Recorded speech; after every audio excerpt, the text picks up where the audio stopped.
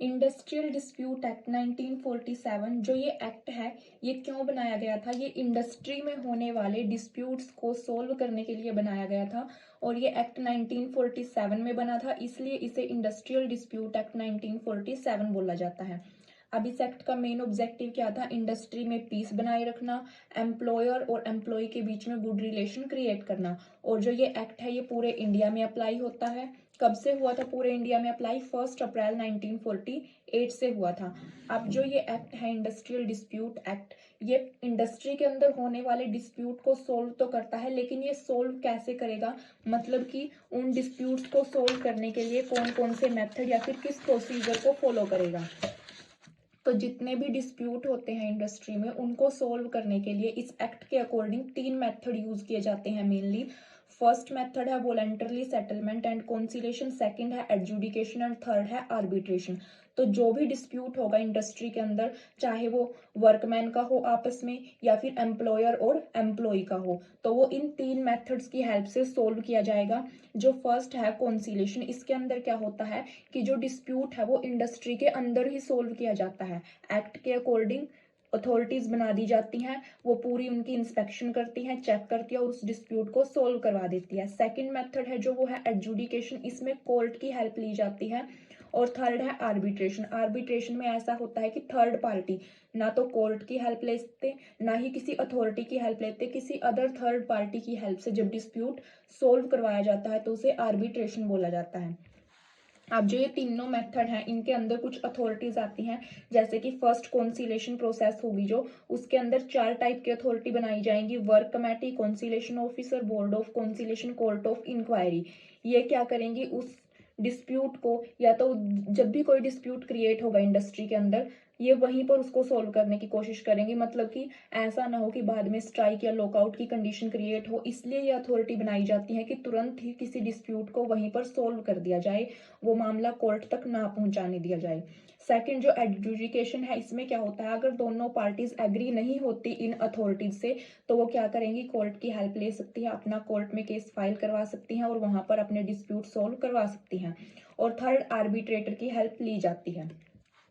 अब इसके लिए आप एक एग्जाम्पल से समझ ले सकते हो, जैसे कि मान लो किसी विलेज में, किसी गांव में क्या हुआ, 2 पार्टीज के बीच में, किसी भी 2 पर्सन के बीच में कोई भी लड़ाई या झगड़ा हो गया, तो वो सोल्व कैसे होता है? उसके लिए मेनली हम क्या करते हैं, एक तो गांव में ही उस झगड़े को सोल्व कर लिया जाए, मतलब गांव में जो सरपंच है, पंचायत है या फिर कोई समझदार मेंबर है गांव के, उनकी हेल्प से वो झगड़ा सोल्व कर लिया जाए। जब वो झगड़ा गांव के अंदर ही सोल्व हो रहा है, तो ऐसे ही इंडस्ट्री के अंदर भी झगड़ा सोल्व हो सकता है कुछ अथॉरिटीज की हेल्प से। दूसरा क्या ऑप्शन होता है उस पर्सन के पास कि वो कोर्ट में जा सकते हैं, उन्हें लग रहा है कि हमारा झगड़ा यहाँ गांव में सोल्व नहीं हो रहा, तो वो कोर्ट की हेल्प ले सकते हैं।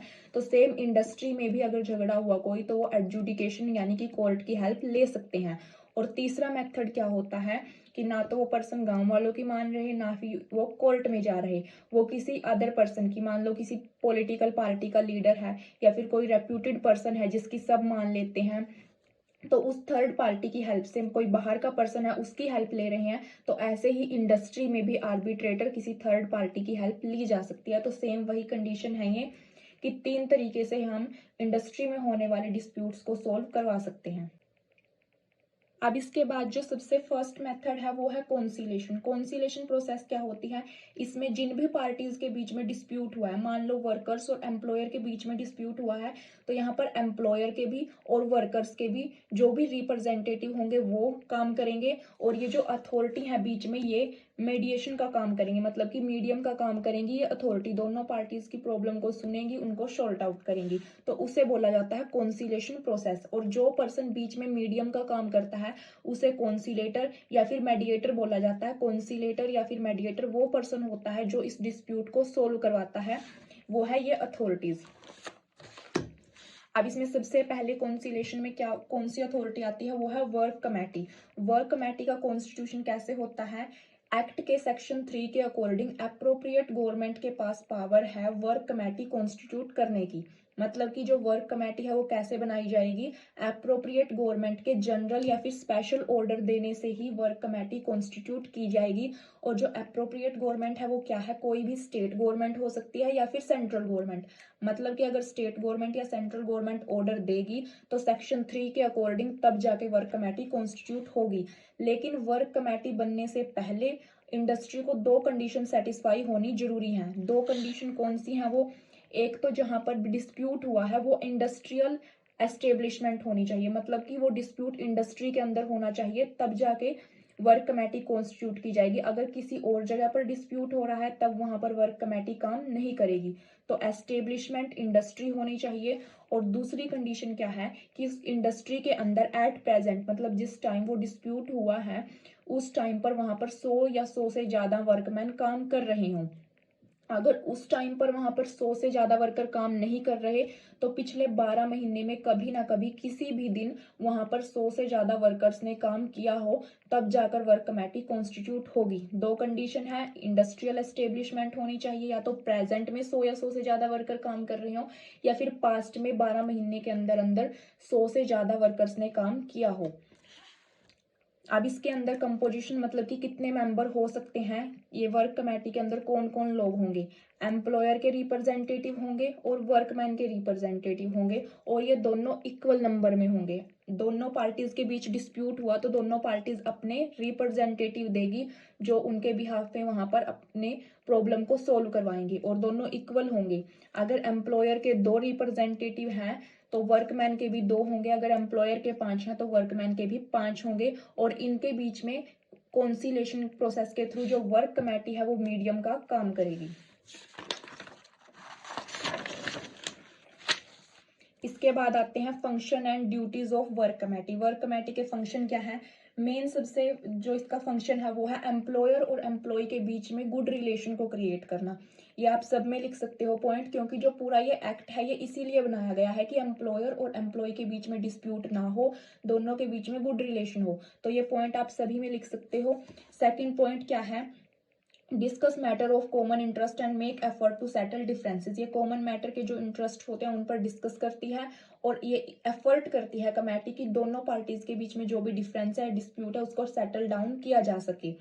और कौन सी प्रॉब्लम अराइज हो सकती है डे टू डे वर्किंग से, जिनकी जिनकी वजह से यहाँ पर डिस्प्यूट क्रिएट हो सकता है। मैटर है वो वेलफेयर का मैटर हो सकता है, ट्रेनिंग का, वेजेस का, बोनस का, मतलब कि एम्प्लॉय ये बोल रहे हो कि हमें फैसिलिटी अच्छे से नहीं दी जा रही इंडस्ट्री के अंदर, हमें ट्रेनिंग प्रॉपर प्रोवाइड नहीं की गई, हमें मजदूरी कम दी जा रही है, बोनस कम दिया जा रहा है, तो इन वजह से जो डिस्प्यूट होते हैं वो सोल्व करेगी वर्क कमेटी।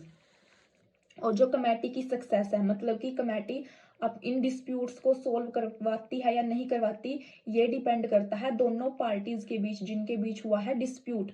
अगर दोनों पार्टीज अपने झगड़े को सोल्व करवाना चाहती है तभी जाके वर्क कमेटी सक्सेस होगी। और ये वर्क कमेटी किसके ऊपर बेस्ड है, prevention which is better than cure. मतलब इसका मतलब क्या है कि ये पहले से ही जब झगड़ा स्टार्ट होता है, कोई डिस्प्यूट छोटे लेवल पर होता है तभी उसको रोकने की कोशिश करती है, तभी उसको सोल्व करवाने की कोशिश करती है। कहीं बाद में ये ना हो कि वो झगड़ा बढ़ जाए और स्ट्राइक या फिर लॉकआउट की कंडीशन इंडस्ट्री में क्रिएट हो। इसके बाद जो सेकंड है वो है कॉन्सिलेशन ऑफिसर। कॉन्सिलेशन ऑफिसर कैसे अपॉइंट किया जाएगा, ये एक्ट के सेक्शन 4 के अकॉर्डिंग अपॉइंट किया जाएगा और अप्रोप्रिएट गवर्नमेंट ही इसे अपॉइंट करती है, क्योंकि अप्रोप्रिएट गवर्नमेंट के पास ही पावर है कॉन्सिलेशन ऑफिसर अपॉइंट करने की। अब आप यहाँ पर ये वर्ड देख रहे हो अप्रोप्रिएट गवर्नमेंट, यहाँ पर सिंपल गवर्नमेंट वर्ड नहीं लिख सकते, यहाँ पर अप्रोप्रिएट गवर्नमेंट लिखना जरूरी है, क्योंकि इस एक्ट के अंदर अप्रोप्रिएट गवर्नमेंट वर्ड लिखा हुआ है बार बार और अप्रोप्रिएट गवर्नमेंट को ही डिफाइन किया गया है। तो इसलिए सिंपल गवर्नमेंट वर्ड नहीं चलेगा, यहाँ पर अप्रोप्रिएट लगाना जरूरी है।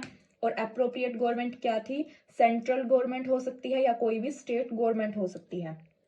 उसके बाद number of person conciliation officer कितने अपॉइंट किए जाएंगे, जितना गवर्नमेंट को ठीक लगे उतने कॉन्सिलेशन ऑफिसर अपॉइंट कर सकती है। एक्ट के अंदर कहीं भी ये मैंडेटरी नहीं है कि 10 12 या फिर 2 4 कितने ऑफिसर अपॉइंट करने हैं, जितने गवर्नमेंट को ठीक लगे उतने अपॉइंट हो सकते हैं। और ये जो अपॉइंटमेंट की जाएगी ये किसी स्पेसिफिक एरिया के लिए या फिर पूरी इंडस्ट्री के लिए हो सकती है। ये अपॉइंटमेंट परमानेंटली भी हो सकती है और कुछ लिमिटेड टाइम पीरियड के लिए भी हो सकती है। अब इसके बाद जो ये अपॉइंटमेंट होगी कॉन्सिलेशन ऑफिसर की, कंपल्सरी कब है कॉन्सिलेशन ऑफिसर को अपॉइंट करना और ऑप्शनल कब है। कंपल्सरी है पब्लिक यूटिलिटी सर्विस के केस में। अगर पब्लिक यूटिलिटी सर्विस के केस में कोई डिस्प्यूट हो जाता है तो वहां पर कॉन्सिलेशन ऑफिसर को अपॉइंट करना जरूरी है। और अगर कोई अदर एस्टेब्लिशमेंट है वहां पर ऑप्शनल है। अब पब्लिक यूटिलिटी सर्विस क्या है, जो मतलब कि पब्लिक के लिए काम करती हैं। कुछ ऐसी इंडस्ट्रीज जैसे कि इलेक्ट्रिसिटी से रिलेटेड हो सकता है, वाटर से रिलेटेड हो सकता है, पोर्ट से रिलेटेड हो सकता है, कोई इंफ्रास्ट्रक्चर जैसे कि रेलवे वगैरह, इनसे रिलेटेड अगर कोई डिस्प्यूट होता है तो वहां पर कॉन्सिलेशन ऑफिसर अपॉइंट होगा। कॉन्सिलेशन ऑफिसर का टास्क क्या होगा मेनली, कि ऐसा सॉल्यूशन फाइंड आउट करना जो दोनों पार्टीज के लिए एक्सेप्टेबल हो, जिस पर दोनों पार्टीज एग्री हो। मतलब मेन काम इसका ये है उस डिस्प्यूट को सोल्व करवाना और एक ऐसा मेथड निकालना जिस पे दोनों पार्टीज एग्री हो रही हों। लेकिन ना तो ये किसी भी पार्टीज को ये बोल सकते कि आपकी गलती है, या फिर दूसरी को भी ये नहीं बोल सकते कि आप सही हो। इनका मेन काम है सिर्फ प्रॉब्लम को सोल्व करवाना, ये देखना नहीं कि कौन सी पार्टी गलत है कौन सी सही है। राइट रॉन्ग नहीं बता सकते किसी भी पार्टी को, सिर्फ सॉल्यूशन दे सकते हैं। अब इसके बाद पोजीशन है कॉन्सिलेशन ऑफिसर की। ये एक इंडिपेंडेंट एजेंसी होती है, इंडस्ट्रियल पीस को प्रमोट करती है और गवर्नमेंट ने इनको जितनी भी फैसिलिटी दी है कॉन्सिलेशन ऑफिसर को, ये उनका यूज करके पूरी प्रॉब्लम को सोल्व करवाते हैं।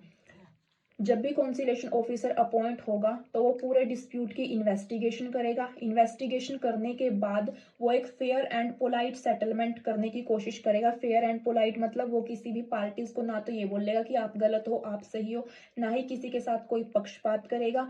उसे जो सही लगेगा सिर्फ वही वो सॉल्यूशन देगा डिस्प्यूट के रिगार्डिंग। और जो कॉन्सिलेशन ऑफिसर अपना सॉल्यूशन देगा वो फाइनल डिसीजन नहीं माना जाएगा। मतलब कॉन्सिलेशन ऑफिसर ने अगर कोई सॉल्यूशन दिया है तो ये नहीं मानेंगे हम कि उसने फाइनल डिसीजन ही दे दिया। अगर पार्टी एग्री नहीं है तो वो आगे भी जा सकती हैं, कोर्ट में जा सकती हैं। इसके बाद ड्यूटीज हैं जिसे सेक्शन 12 के अंदर डिफाइन किया गया है। तो सबसे फर्स्ट ड्यूटी क्या है कॉन्सिलेशन ऑफिसर की, वो पूरी प्रिस्क्राइब्ड मैनर में कॉन्सिलेशन प्रोसेस को होल्ड करेगा। मतलब पूरी कॉन्सिलेशन की प्रोसेस करेगा प्रिस्क्राइब्ड मैनर में, एक्ट के अकॉर्डिंग। अपने अकॉर्डिंग वो कुछ नहीं कर सकता। जो भी इंडस्ट्रियल डिस्प्यूट होते हैं पब्लिक यूटिलिटी सर्विस में, तो अगर उनके अंडर सेक्शन 22 कोई नोटिस दिया गया है तो मेन काम होता है कॉन्सिलेशन ऑफिसर का। लेकिन अगर नॉन पब्लिक यूटिलिटी सर्विस है और वहां पर कोई डिस्प्यूट हो जाए और स्ट्राइक और लॉकआउट का नोटिस नहीं दिया गया तो वहां पर कॉन्सिलेशन ऑफिसर की मर्जी है, वो डिस्प्यूट को शॉर्ट आउट कर भी सकता है और नहीं भी कर सकता। लेकिन पब्लिक यूटिलिटी सर्विस के अंदर कॉन्सिलेशन ऑफिसर को काम करना होगा कोई भी डिस्प्यूट होता है अगर तो। इसके बाद सेकंड ड्यूटी है सेक्शन 12 सबसेक्शन 2।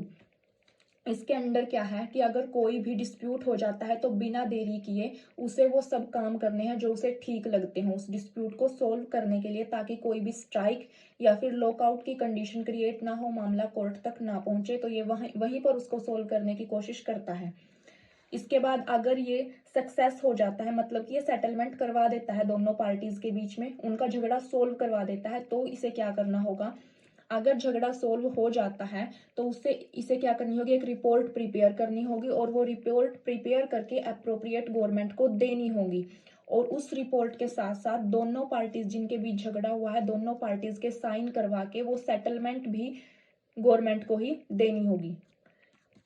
इसके बाद फोर्थ है कि अगर वो सेटलमेंट नहीं करवा सकता, मतलब कि वो उनके डिस्प्यूट को सोल्व नहीं करवा सका, तो क्या करना होगा, तो भी उसे रिपोर्ट प्रिपेयर करनी होगी और रिपोर्ट प्रिपेयर करके अप्रोप्रिएट गवर्नमेंट को देनी होगी। लेकिन अब इस रिपोर्ट के साथ अगर डिस्प्यूट सोल्व हो गया तो दोनों पार्टीज के सिग्नेचर करवा के वो सेटलमेंट देगा। लेकिन अगर उसने डिस्प्यूट सोल्व नहीं हो सका उससे तो भी रिपोर्ट देगा वो। लेकिन क्या देगा साथ में, वो पूरी स्टेटमेंट देगा अपनी कि किन फैक्ट्स किन सर्कमस्टांसेस या किन रीजंस की वजह से ये जो डिस्प्यूट है ये सोल्व नहीं हुआ, ये सेटलमेंट नहीं हुई।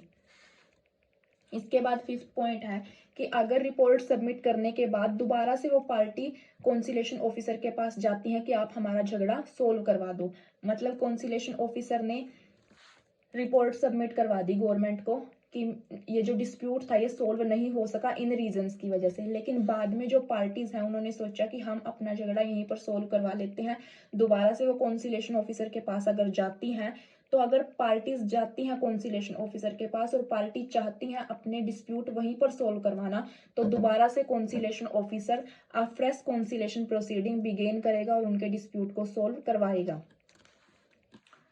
इसके बाद रिपोर्ट सबमिट कब करवानी होगी, इसका टाइम पीरियड क्या होगा। जब उसने अपनी कॉन्सिलेशन प्रोसीडिंग कर दी तो उसके 14 दिन के अंदर अंदर उसे रिपोर्ट सबमिट करनी होगी गवर्नमेंट को, चाहे वो सक्सेसफुल हुआ हो या फिर ना हुआ हो। यहाँ पर हमने जो रिपोर्ट की बात की थी कि सेटलमेंट उसने करवा दी तो भी उसे रिपोर्ट सबमिट करनी, नहीं करवाई तो भी करनी। तो वो रिपोर्ट कितने दिनों में सबमिट करवानी है, वो करवानी है 14 दिनों में, चाहे डिस्प्यूट सोल्व हुआ हो या फिर ना हुआ हो। या तो 14 डेज होंगे या फिर गवर्नमेंट ने अगर कम टाइम पीरियड दिया है तो कम टाइम पीरियड में भी उसे रिपोर्ट सबमिट करनी होगी। लेकिन ये जो 14 दिन का टाइम है ये एक्सटेंड किया जा सकता है अगर एप्लीकेशन देंगे गवर्नमेंट को तब।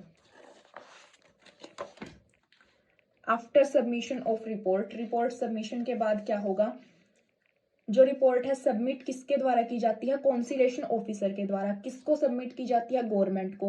रिपोर्ट किस चीज के बारे में होती है कि या तो सेटलमेंट हो गई या फिर सेटलमेंट नहीं हुई।